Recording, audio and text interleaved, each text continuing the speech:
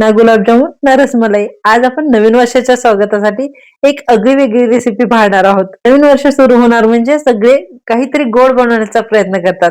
मग आज आपण अगदी सोप्यात सोप्या पद्धतीने आणि कमीत कमी साहित्यात एक भन्नाट अशी रेसिपी पाहणार आहोत, जे की आपण आतापर्यंत कधीच बनवली नाही. नवीन वर्षाच्या स्वागतासाठी तुम्ही ही गाजरापासून बनणारी मिठाई नक्की ट्राय करा, कारण ही लहानांपासून मोठ्यांपर्यंत सर्वांना आवडेल. बनवायला सोपे आणि खायला रुचकर, त्यामुळे ही रेसिपी तुम्ही न चुकता नक्की ट्राय करा. आणि ही मिठाई बनवण्यासाठी खूप सारे साहित्य पण लागत नाही. कमीत कमी साहित्यात झटपट बनते आणि जेवढी झटपट बनते तेवढीच खायला डिलिशियस लागते. तुम्ही जर ही मिठाई एकदा बनवून खाल्ली तर परत परत बनवून खाल, इतकी तुम्हाला आवडेल. सध्या थंडीचे दिवस चालू आहेत आणि गाजर आहे ते मुबलक प्रमाणात अवेलेबल असतात. मग गाजरापासून अशा पद्धतीने वेगवेगळ्या रेसिपी तर आपण नक्की ट्राय केल्याच पाहिजे, कारण प्रत्येक वेळेस आपण गाजरचा हलवाच बनवतो, पण अशी काही वेगवेगळी रेसिपी बनवली तर घरच्यांना पण प्रचंड आवडेल.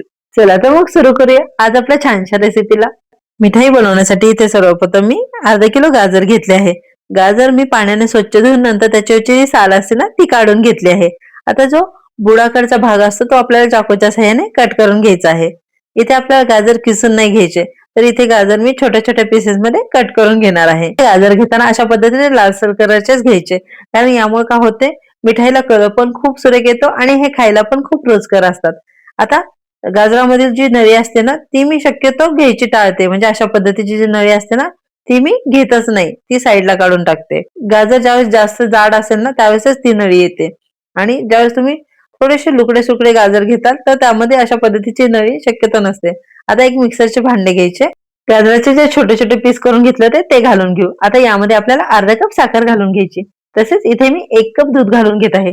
दूध घेताना मी साईसकट घेतले असेल, तुमच्याकडे जर साय असेल चालेल, नसेल काहीच प्रॉब्लेम नाही. आता मिक्सरचे झाकण लावायचे आणि आपल्याला याची अगदी बारीक अशी प्युरी तयार करून घ्यायची आहे. मी तुम्हाला इथे दाखवत आहे ना अशा पद्धतीने अगदी बारीक अशी आपल्याला इथे प्युरी तयार करून घ्यायची आहे.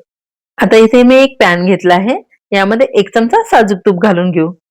तूप मेल्ट झाले की यामध्ये आपल्याला बारीक रवा घालून घ्यायचा आहे. इथे साधारण पोहे खायचा जो चमचा असतो ना त्या चमच्याने 3 ते 4 चमचे रवा घेतला आहे, आणि रवा घेताना अगदी बारीक असतो तोच घ्यायचा आहे. आता रवा आपल्याला इथे व्यवस्थित असा भाजून घ्यायचा आहे, म्हणजे अशा पद्धतीने थोडासा फेस फेस रव्याला यायला लागला की काय करायचं, आपण जे मिक्सर मधून काढून घेतलेले बॅटर होते ना ते यामध्ये घालून घ्यायचे, आणि हे आपल्याला तुपामध्ये आणि रव्यामध्ये व्यवस्थित असे परतून घ्यायचे आहे.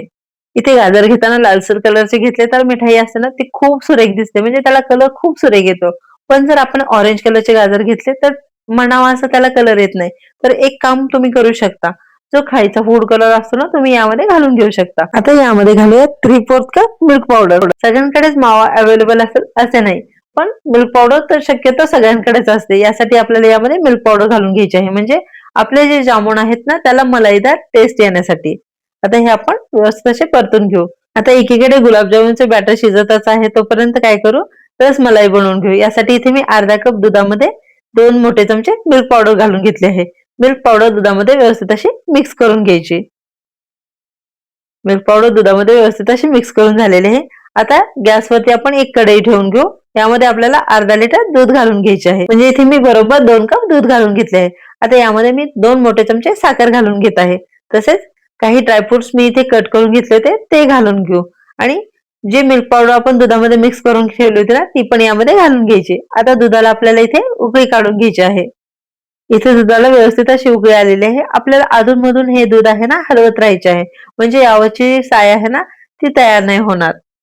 एक साधारण 10 मिनिट आपल्याला हे मिडियम हीटवर दूध शिजवून घ्यायचे आहे, म्हणजे जी आपली रसमलाई आहे ना ती थोडीशी दाटसर व्हायला मदत होते. साधारण इथे 10 मिनिट झालेले आहेत आणि तुम्ही इथे बघू शकता रसमलाई बऱ्यापैकी दाटसर झालेली आहे. आता गॅस बंद करून घेऊ, कारण ही थंड झाल्यानंतर आणखी दाटसर होते. साइड बाय साइड आपण जे गुलाबजामुनचे मिश्रण होते ना ते मी शिजवून घेत होते, म्हणजे अधूनमधून ह्याला आपल्याला हलवून घ्यावे लागते, कारण ते पॅनच्या तळाशी चिटकून करपू नये यासाठी. आता गुलाबजामुनचे बॅटर दाटसर झाले, यामध्ये 1 चमचा वेलची पूड घालून घेऊ. वेलची पूड घालून घेतल्यानंतर ते व्यवस्थित अशी मिक्स करून घ्यायची. वेलची पूडमुळे जामुनला एक वेगळीच टेस्ट येते. आता हे साधारण आपल्याला 10 मिनिट आणखी बॅटर शिजवून घ्यायचे आहे. तर सगळ्यात शेवटी मी काय करत आहे, यामध्ये 1 चमचा तूप घालून घेत आहे. यामुळे काय होते, आपण जे जामुन बनवणार आहोत त्याला ग्लेज खूप सुरेख येतो.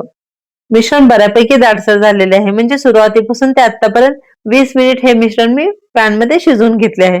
आता काय करायचं, एक डिश मध्ये हे काढून घ्यायचे आणि पूर्णपणे थंड करून घ्यायचे.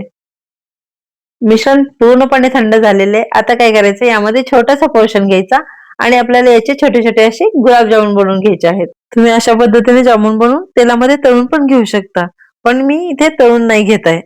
वाव, तुम्ही इथे बघू शकता किती सुरेख असे जामुन दिसत आहेत. म्हणजे आपले जे मिश्रण आहे किंवा जामुन आहेत त्याला कलर किती सुरेख असा आला आहे. अशाच पद्धतीने राहिलेले सर्व जामुन मी बनवून घेतले आहेत. आता हे सर्व कसे करायचे हे मी तुम्हाला सांगते. पहिले जामुन यामध्ये डिशमध्ये ठेवून घ्यायचे आणि यामध्ये आपल्याला रसमलाई घालून घ्यायची आहे. आपण जे बनवलेले जामुन आहेत ते खूप मऊ आणि लुसलुशीत बनतात आणि खाताना काय करायचं, जामुन हलकासा तोडायचा आणि पूर्ण रसमलाईमध्ये डीप करायचा आणि खायचा. इतकी भन्नाट टेस्ट लागते, मी तुम्हाला शब्दामध्ये व्यक्तच करू शकत नाही. इतकी याची टेस्ट डिलिशियस लागते. त्यामुळे तुम्ही ही रेसिपी न चुकता नक्की ट्राय करा. गाजरापासून तर आपण गाजराचा हलवा बनवतच असतो, पण अशा पद्धतीने जर तुम्ही आगळी-वेगळी रेसिपी बनवून घरच्यांना खाऊ घातली, तर घरचे तुमचे तोंड भरून कौतुक करतील. इतकी ही डिलिशियस लागते. तुम्ही आज वेळात वेळ काढून रेसिपी पाहिल्याबद्दल तुमचे मनापासून आभार. चला तर मग भेटूया अशाच छान-छान रेसिपीमध्ये. तोपर्यंत धन्यवाद.